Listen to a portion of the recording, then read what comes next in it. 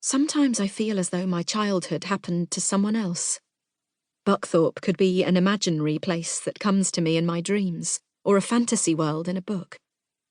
The idyll of my rural upbringing is hazy, leaving me with little more than déjà vu when I stare at Ivy Cottage.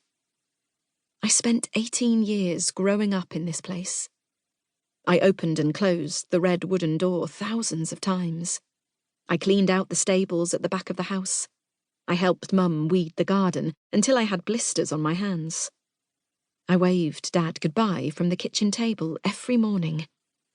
But it's all a blur.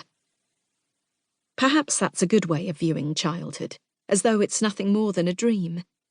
Maybe none of it is real until we reach adulthood, and everything that happened before is just the breeze drifting through the curtains at night.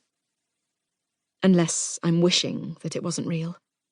Idle, wishful thinking for the woman always stuck in the past.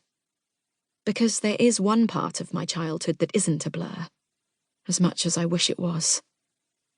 My mind can't stop travelling back to 10 years ago, almost to the day, to the disappearance of Samuel Murray, and to what my sister, Rosie, may or may not have done that night. Ivy Cottage is probably on the small side for a 3-bedroom house. The kitchen and dining room are combined. The living room is snug, and always resulted in many crossed-legged positions on the carpet for the family to watch TV together. A few years before Samuel went missing, Grandad moved into the bedroom next to my parents, and our house was about ready to burst.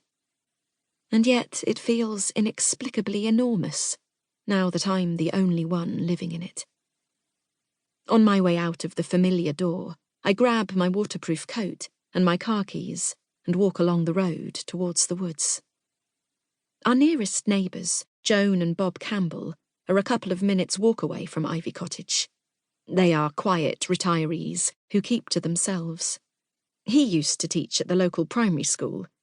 I remember how we made fun of his expanding waistline, in the way only young children can get away with. Past their cottage, I enter Buckbell Woods and follow the bridle path, the same path where I rode Lady 10 years ago, and where I found Rosie's bracelet. It hasn't changed a bit. The bluebells are in bloom as they always are in April and May. I wish seeing them brought me comfort, but it doesn't. At one time, this was my favourite place in the world, but now I find it hard to be here, and yet I'm forever drawn back to this spot. I stop for a moment and stare out into the darkness beyond. But I don't want to linger. Not in this place. Not when I know who is out there. I am less than an hour's walk from the cottage. This is a good spot to turn around and head back. I glance out past the bluebell field once more, before turning away. My phone rings, and a bird leaps into the air from a nearby tree. A robin. My heart flutters. I lean forward and catch my breath before answering. "Hello? Heather?" I recognise the voice right away, and it does nothing to calm my startled heart. The woman on the line is one of the nurses taking care of Mum in hospital, and she could be calling me with bad news.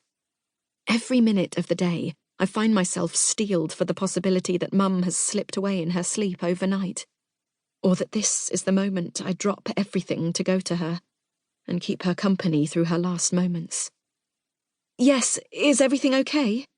I ask. "Your mum's fine," Susie says, understanding why I'm anxious. "It's just that she was asking about you this morning. I told her you'd be coming in, but I just wanted to check." "I'll be there," I say. "I've popped out for some fresh air, but I'll be coming to the hospital this afternoon." "Oh, good. I thought so, but, well, she's a little agitated today." "Are you sure she's okay?" My fingers grip the phone a little harder.